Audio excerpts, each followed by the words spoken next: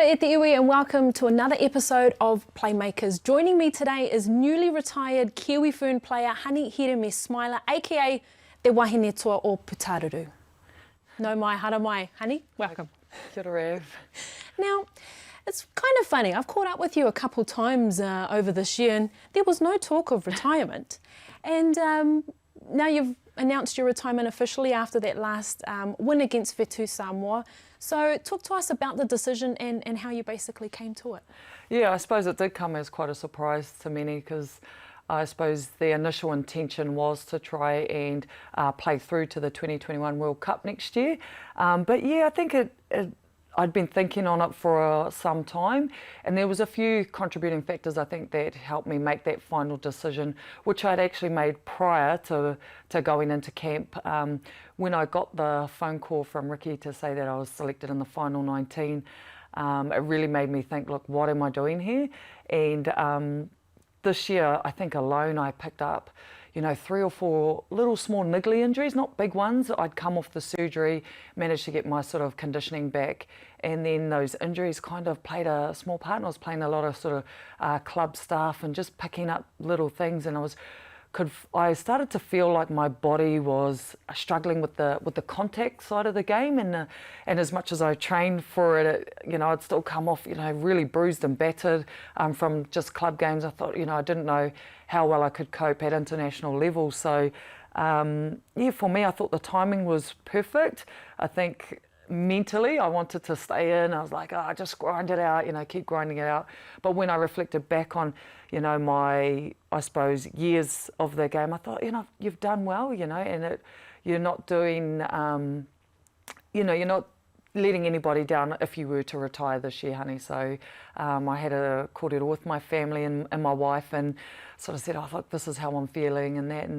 But I was really happy about the decision, it was coming from a good place. So I probably made the decision prior to going into camp that week, but just kind of I didn't want any focus to be on it because it was a really important test match for us, being the only international throughout the year. And more importantly to me was the 11 debutants that were coming into camp, and that was their time. So it was really important that no one kind of knew, I suppose, going into that test match, and that the focus was solely on that game. So no one knew at all, not even those 11 debutants. You ran out and nobody knew.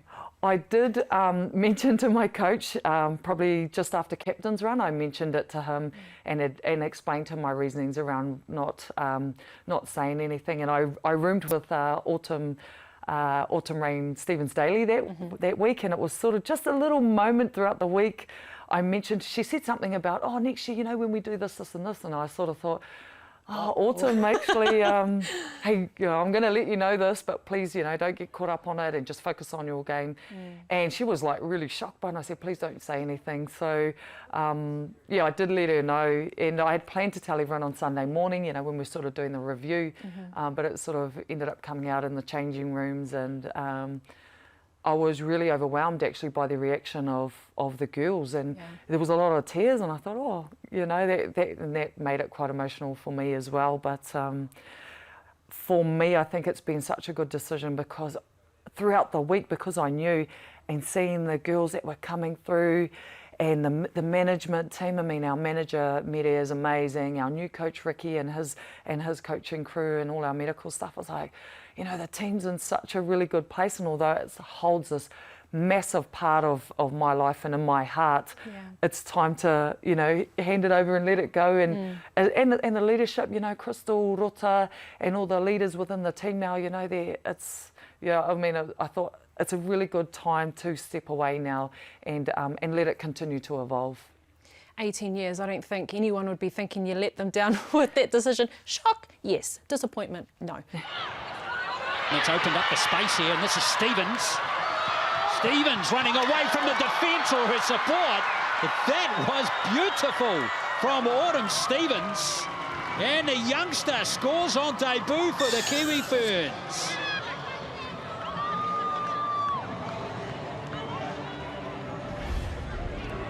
It's funny you actually bring up Autumn Rain, because throughout that match against Whetū Samoa, it did feel like if there was a shot of one of you, the other was in it. And perhaps now that you say she did know and the rest of the team didn't, maybe it was that she was trying to, you know, stay close, making her debut and playing next to the legend herself.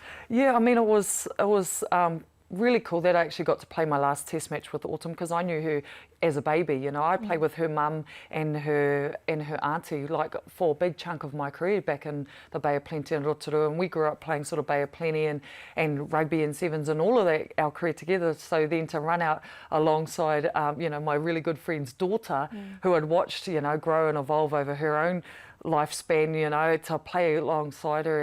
And my only advice to her was, don't worry about passing it to me, you just back yourself first, you know. And she did exactly that. And she's such a great kid. And there were so many of those young kids that came through that day.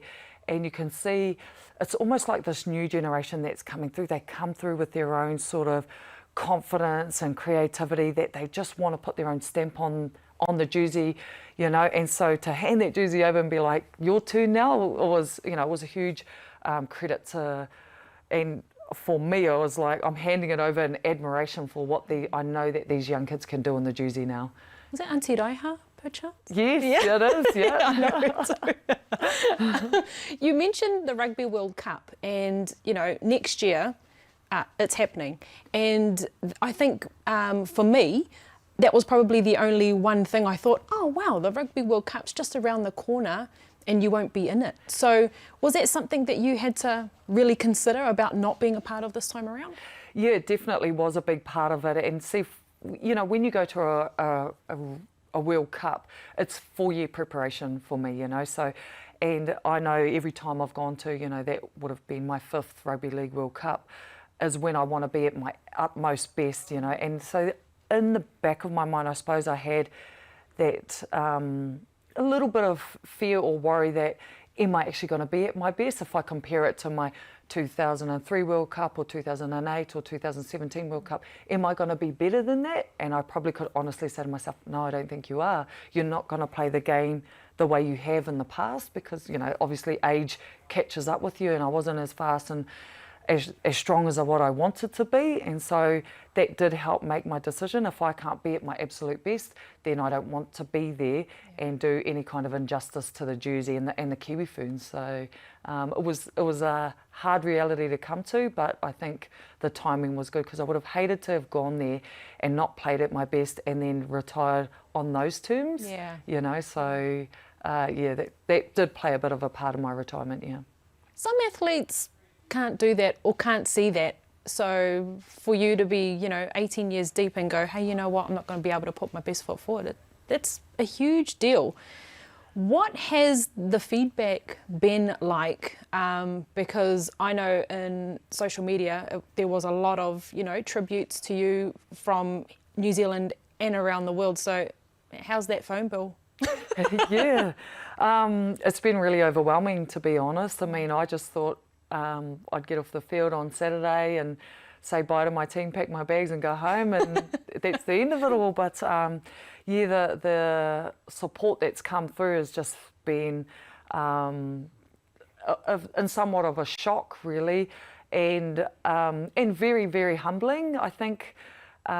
Because it's probably a recognition of where the female game has gone to now, more than anything. And I suppose I put it back to that. I'm grateful to have been involved for so long, but see the game, you know, like I've been where lots of players before me have retired, and who I see as absolute legends of the game, and probably there wasn't that much deal made about it back then. So I just expected that same response. But so to get the response that I have has been like, wow, you know, and it's exciting for me, because now I know that our game is being seen around the world, you know, and it's been valued, you know, in New Zealand and around the world. I mean, I got a text from a good friend, Ken Laban, today to say that there was 20,000 more viewers watching our last test match than another game that was on that same day. Another code. Yeah, 20,000 more viewers. And I thought, that's awesome, you know. So for me, it's just, you know, I get blown away from that. And again, the excitement of retiring and being able to even use my platform, I suppose, in retirement to help promote their game. You know, I'm still going to keep pushing the game and pushing the Kiwi Ferns and what they're setting out to do, and that's in the immediate future is to win the next World Cup. Yeah.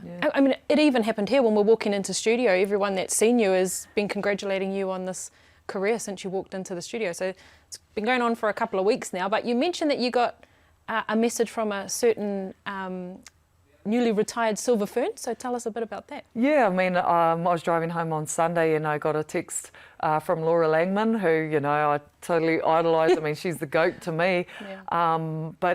And I've had a number of athletes, actually, even from some of the guys that have come through and said, oh, you know, congratulations, seeing Blairy just now. And so, you know, that's really humbling too, because I think when you are an athlete, you get caught up in your world, and especially a female athlete, you think that, you know, you're fighting for this cause to be seen and to be recognised and get your game valued.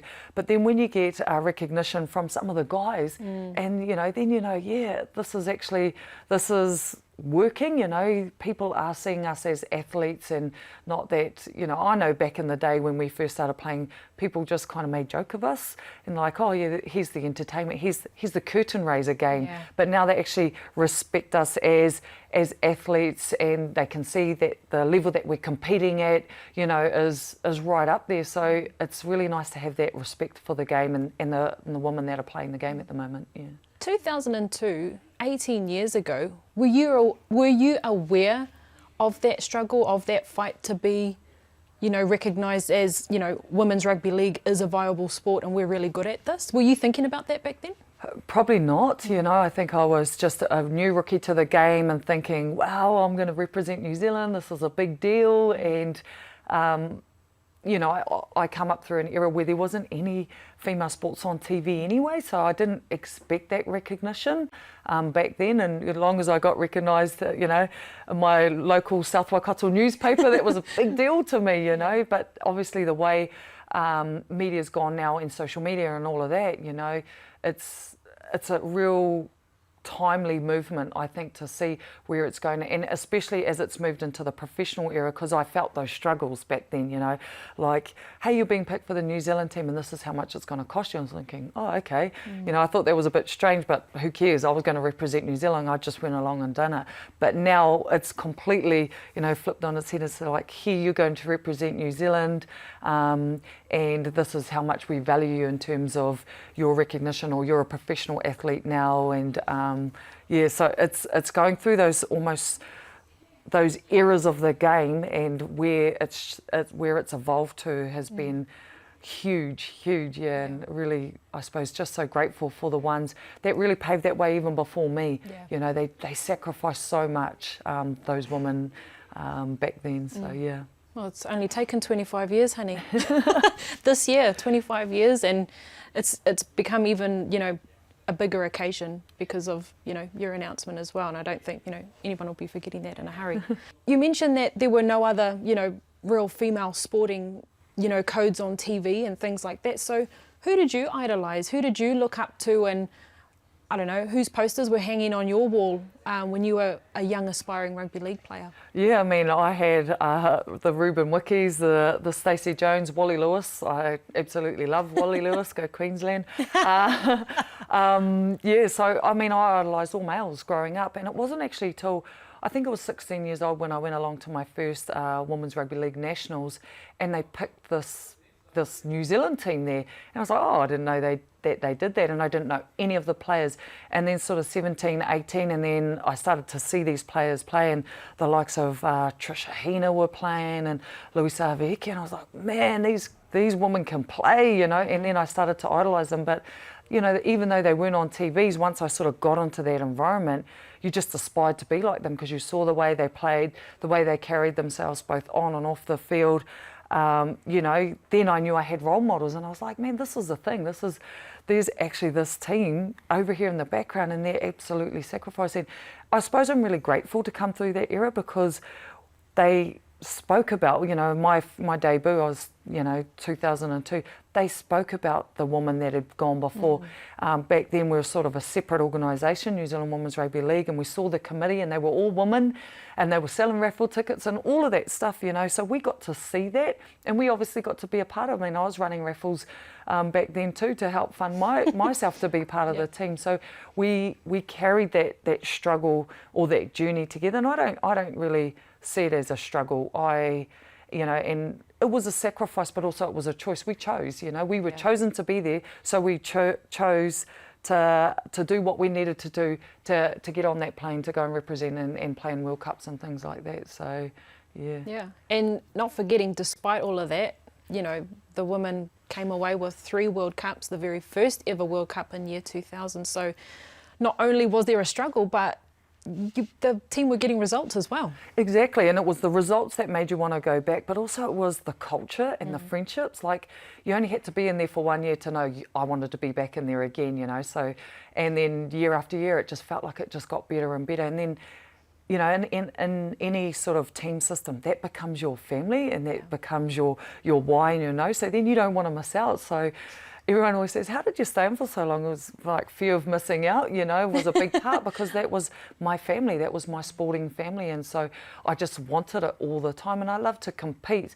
But also, you know, I played in my first World Cup in 2003. The very next year I had my son, and then the very next year I was back in again, and he's a baby on the sideline, you know, and he was embraced in that culture because in female sports we embrace, you know, our whole being, you know, that I think we've done it really well in terms of the female space, you know, that holistic approach because we were mums and we embraced the culture, and specifically in rugby and rugby league, the Māori and the Pacific Island culture came through quite strongly. So we embraced that right back in the day. We've been doing that for a long time, whereas maybe in the men's system, it became professional quite quickly. So there was maybe those moments where it wasn't maybe embraced as much as what it is in the female space. So I'm grateful for that, because to have a baby, you know, to come back as a mum and then manage all of that, you know, the kids and motherhood and all of that, to be welcomed back into the team and, you know, bring along your family and all of that stuff was a huge part of why you could continue to play in the team. Yeah. That says a lot about culture, doesn't it? I remember when I had my children, I was, okay, I'll come back to my office job, let alone onto a rugby league field. Full contact, you know, when you think about a woman's body and the healing process after having a baby and things like that, it's no joke.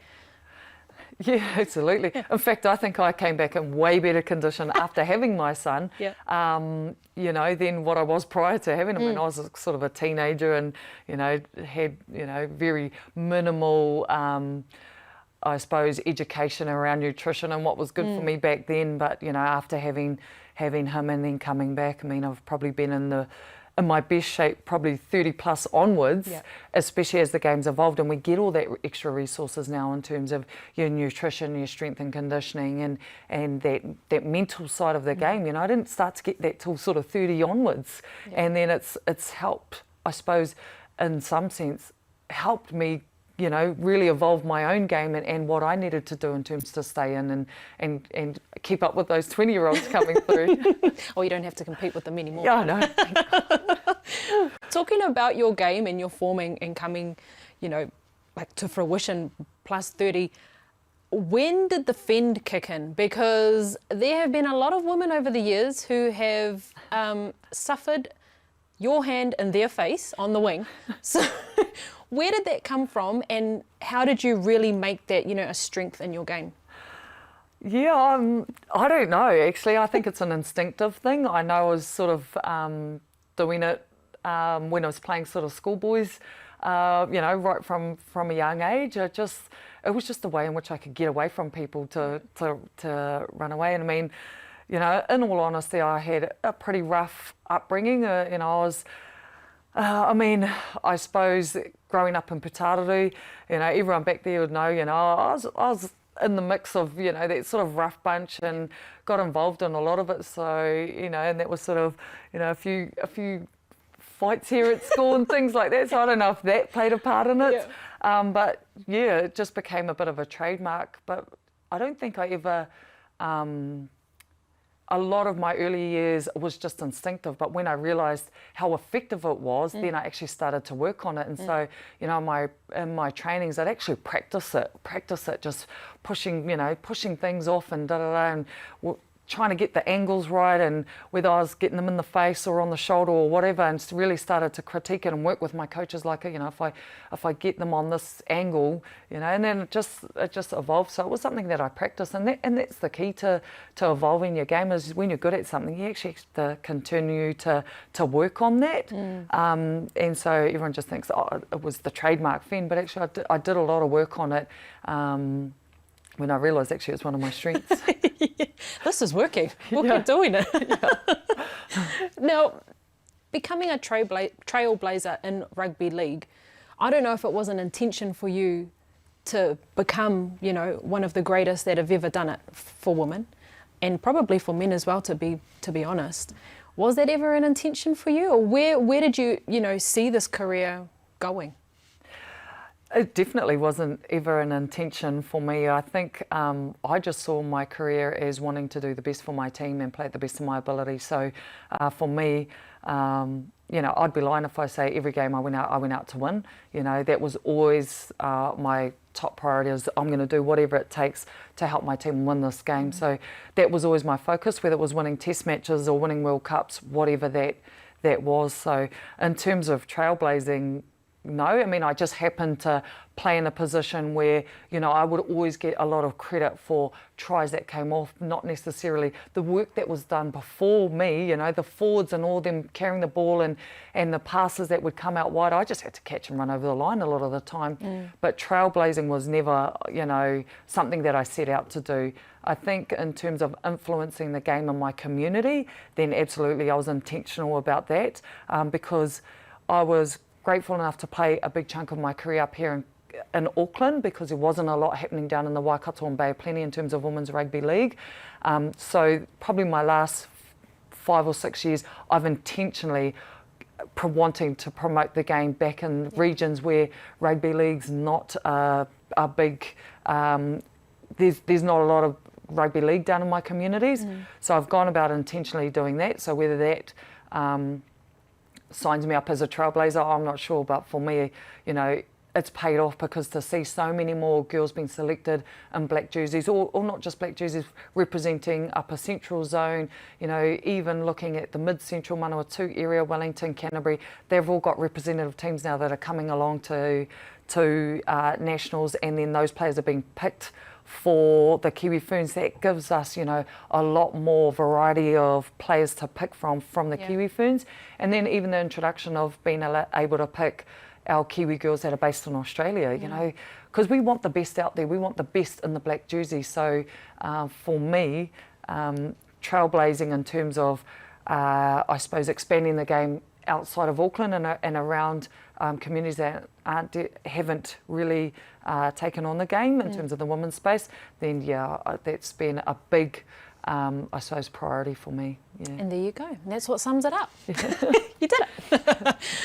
You mentioned Australia, and you've played in Australia. Yeah. So the NRLW competition came into effect in 2017, and, you know, women's rugby league, it just went from here to here real quick to have that pathway. You played for the Dragons, and not the Warriors off the bat. So talk about that and why you decided that Australia would be a good fit for you. Yeah, I mean, when the NRLW was announced, I'd planned to retire after that 2017 World Cup, and then they announced this NRLW thing. I was like, oh, I'm definitely having a piece of that. So I stayed on, and initially I was very keen to play for the Warriors, because that's been my club, you know, from when they first started. But yeah, it was a few conversations that went on around which team I was going to play for. The Dragons stood out to me because the coach there, he talked to me about developing a lot of the players. And at that time, you know, the Jillaroos were on the rise and they'd won the World Cup, and I thought, you know, what are they doing differently that we're not doing back here? So I thought, if this is a foot in the door to see what they're doing in the NRL space, then maybe I actually need to go over there and check that out. So that was one reason why I wanted to see what they're doing differently over there, and also around the development of the game down in Wollongong, down in that St George area was really important to me. I'm always up for I suppose representing the underdog. I love taking the underdog status in that. But also he had quite a few Kiwi players that were playing as well, and who I knew, and we were really keen to get in amongst them.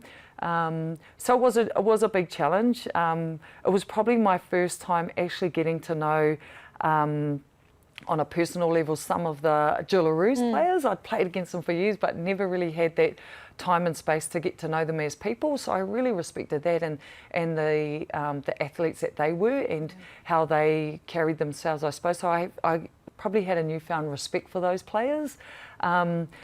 But yeah, I had every intention of coming back, and obviously coming back and representing the Warriors. So, you know, I did that year with the Dragons. Also, there was the connection with the St George Dragons and the Aotearoa Dragons, which worked quite nicely for me too. Cute. Yeah, exactly. But it was even that they really looked after me. I was able to still stay with family there. That was important to me, long as I was still with family. But I really enjoyed my season with the Dragons and playing there, and then you know, obviously coming back to the Warriors the following year was you know, definitely important for me. But yeah, just unfortunate to be able to actually put the jersey on. Yeah, and we're going to get into that. Yeah. But while we'll just stay in Australia for a little bit. Everybody says State of Origin is the pinnacle of rugby league, and of course the women's State of Origin happened, actually, it just went down last week. Was there ever anything in your mind about, State of Origin, that's something that you could have been a part of? Not necessarily, because for me, I think it's more, you know, a belonging thing. You know, you play for where you're from. So I had never, although I support Queensland, I'm not an Australian, and I'm not from Queensland. So there wasn't ever that, you know, attachment to it. But I love supporting it, and I love seeing, you know, a lot of our Kiwi whānau playing in that, because a lot of them have you know, grown up there, so they have that attachment to Queensland and New South Wales. But for me, it was never really something that I wanted to necessarily take the field and be a part of as a player.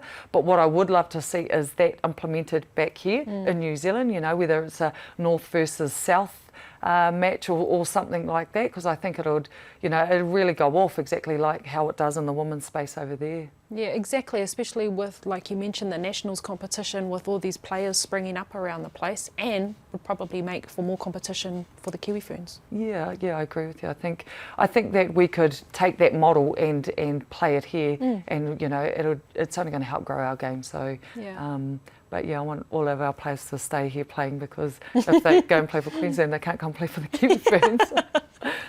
That's very true. Very important. Something interesting that you mentioned to me earlier was the fact that the league contract was the last contract that you picked up in your professional career, that Black Ferns was actually the first contract that you ever picked up. Talk about that. That seems strange to me.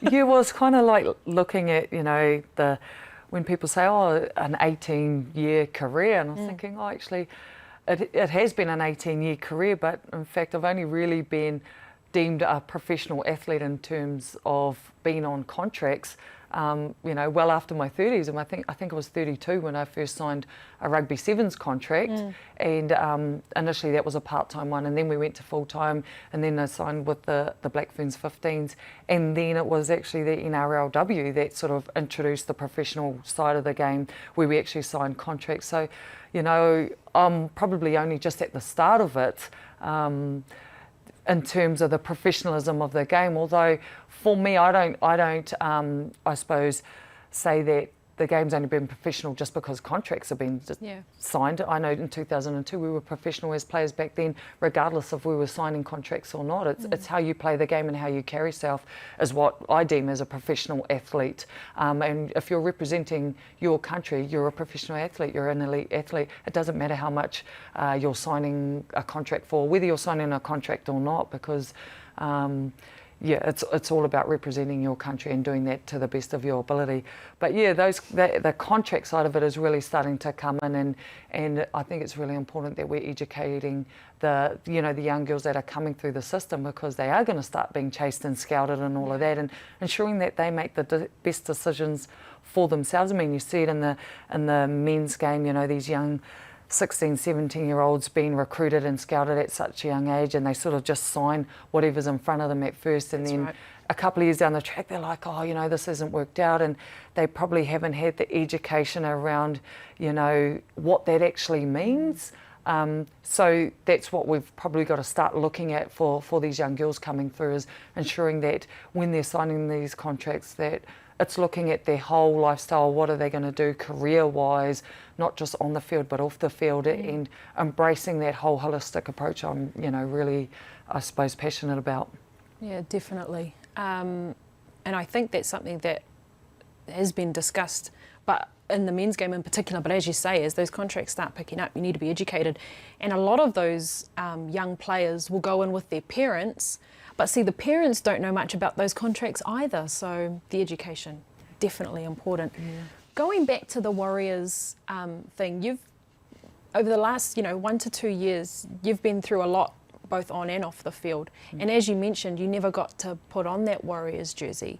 And a big part of that was becoming a carer for your mum. Yes. When she fell ill, which is, I'm guessing, a decision that was a no-brainer for you. But just talk to that. Yeah, it was absolutely a no-brainer. I mean, mum's illness came on really suddenly, and it just happened to fall right during the time of the NRLW was just kicking off. And I mean, I'm so grateful to the Warriors and the support that they gave me throughout that time, and the understanding that, you know, I was very, I suppose, intentional in saying to them, there's no way I'm leaving my mum, because we knew that her time that we were going to have with her was only small. I suppose I ensured that I stayed fit throughout that whole time I was caring for mum, so that if the opportunity came and we had a small window and mum got better, or, you know, or whatever might have happened, that I could go out and play and I'd be ready to take the field. So I wanted to ensure that that was ready. But yeah, I mean, I don't know if I'll live with the regret of it in terms of not being able to play for the Warriors. More importantly, is I didn't want to live with the regret was if I did go off and play for the Warriors and I didn't get that time with mum, which ended up being really, really short time. I mean, 8 weeks was a very short time. That would have been harder to deal with versus not being able to get a game for the Warriors. So, yeah, at the time it seemed like there was a lot going on, but you know, wholeheartedly I made the decision to care for mum, and I wouldn't change that for the world, really. So. But you know, right throughout that time, mum was sick. You know, she was still pushing me, you know, go train, go play, and that. And then mum passed pretty much the last week of the NRLW, and then we went straight into the World Cup nines. And mum knew that I had a big calendar on for representative league, and you know, right throughout her sickness, she's like, you know, Bub, you have to go back and play. You have to go back and play. I was like, you know, don't worry about it, mum. You just focus on you and what you're going through. So then literally a week after burying mum and getting the call that, you know, you're in the Kiwi Ferns and the World Cup nines and stuff like that, you know, again, that was probably a decision that I made on behalf of mum, because she had said, you've got to go back and play. Put your hands together for the 2019 Downer Rugby League World Cup Nines champions. New Zealand are our inaugural Women's Rugby League World Cup Nines champions. They're about to lift the trophy. They get bragging rights there. But it was a good decision. You know, obviously we came away with the win for that World Cup, so that was huge. That was a huge moment for my career. I think dealing with grief has probably been just a world. It's changed my world in terms of death. Death just teaches you so much, and it's probably something as sports people we don't talk about. And it was interesting in the fact that when I, you know, a week later I did go back into camp with the girls, and then actually speaking with the girls and how many girls had lost, you know, really close people to them, and yet we didn't talk about it openly. And so it actually gave me the space, I suppose, to actually talk about it with the girls, and it, in a sense, helped me to heal, knowing like they just went through this a year ago or 2 years ago or 3 years ago, and these are players that were younger than me, you know, and I was like, far out, you know. It just makes you feel like you're not alone when you go through, you know, the loss of someone, and then trying to get yourself back in that headspace to train and play and represent your country. It can be, a bit of a whirlwind, but I think it's definitely helped, it helps assist you through that grieving process. Yeah, almost therapeutic. Yeah, in a exactly. sense. Yeah.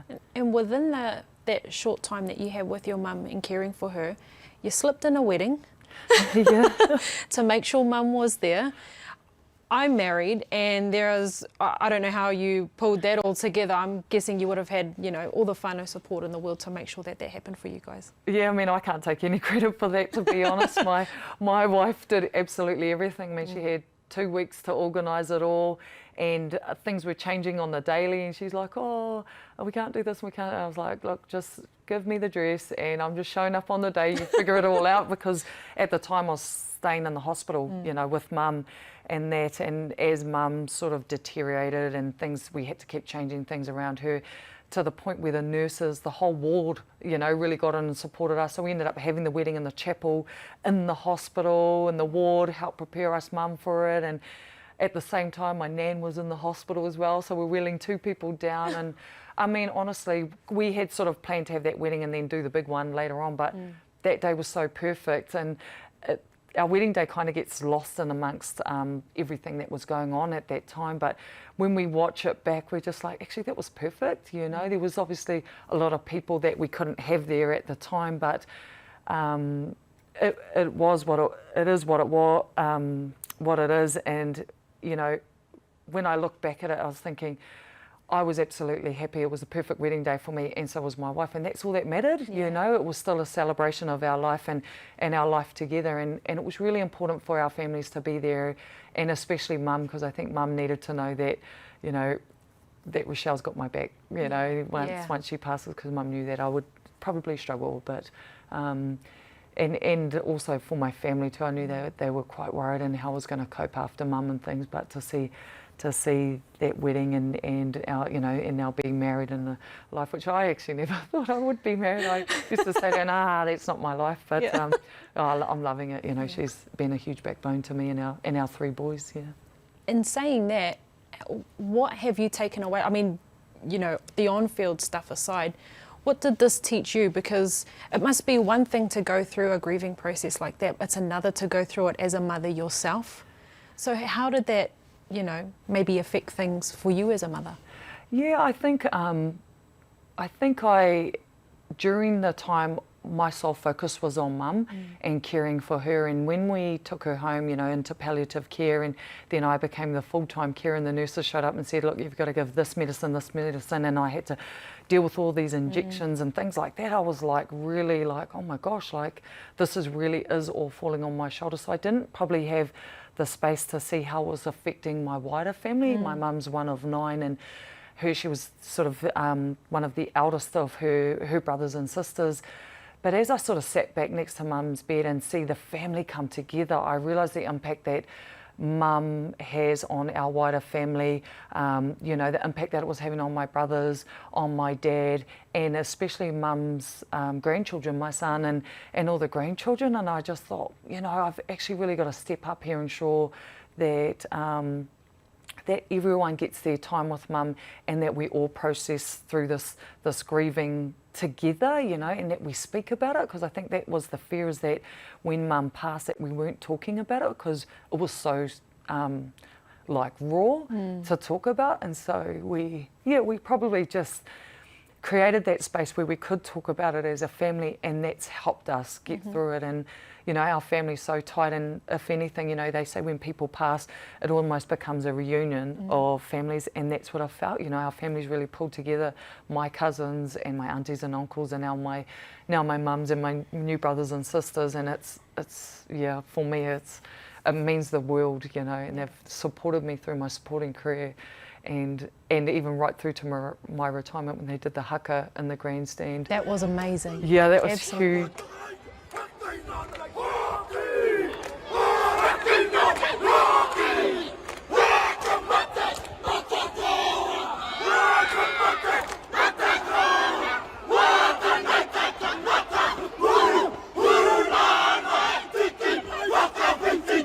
I know that mum and our other family that's passed, our grandparents, just look down and think, you know, these things happen for a reason. And so, yeah, sorry, emotional. I started too. As soon as I saw your eyes welling up, I was like, oh no.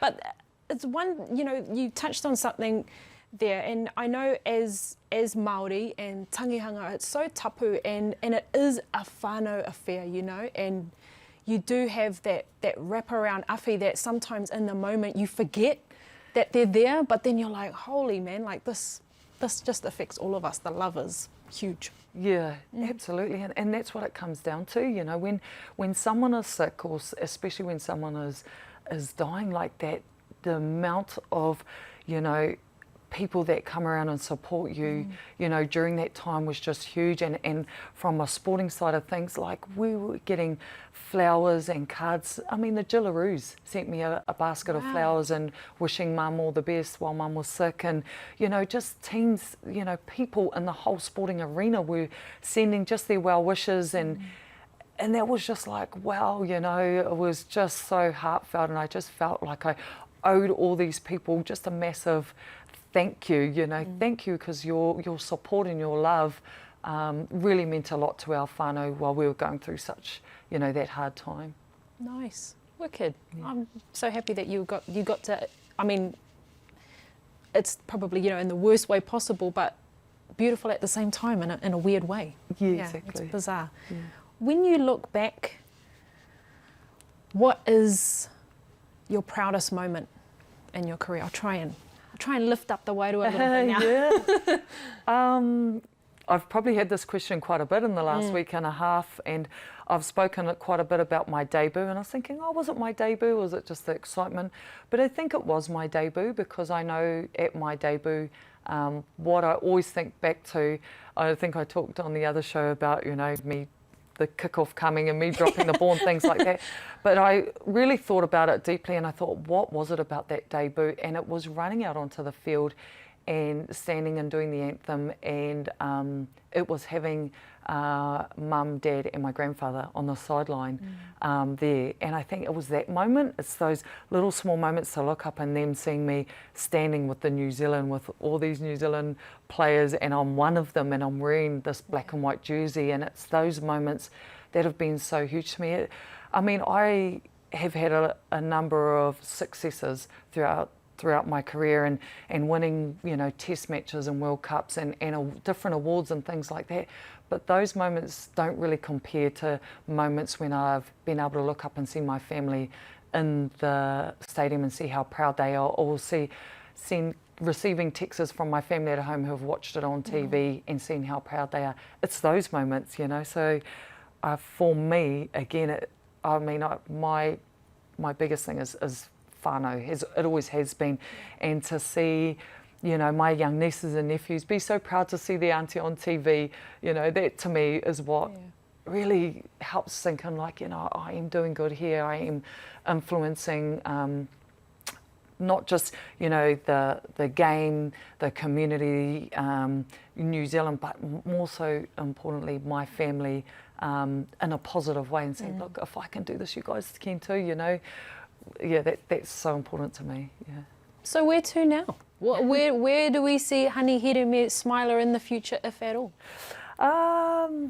Yeah, I've had actually quite a few opportunities come up, which I've sort of pushed back respectfully, because I really do just want to have a good break away and spend some family time. I mean, just some of the small things, you know, going back to, I was able to go to my nephew's first birthday in the weekend, and that was cool, because I've missed so many things in terms of, you know, even, you know, our boys, I can go and support them in their sports or whatever it is they're doing, just spending time at home with my wife. And it's quite nice not having, you know, this training to go to and have to get up at this time. So just relax for the first few months, I suppose, and I know I'll get sick of that. I've got a challenge going on with John Kerwin that I won't put on 10 kgs in the first 3 months, so I'm hoping to win that bet as well.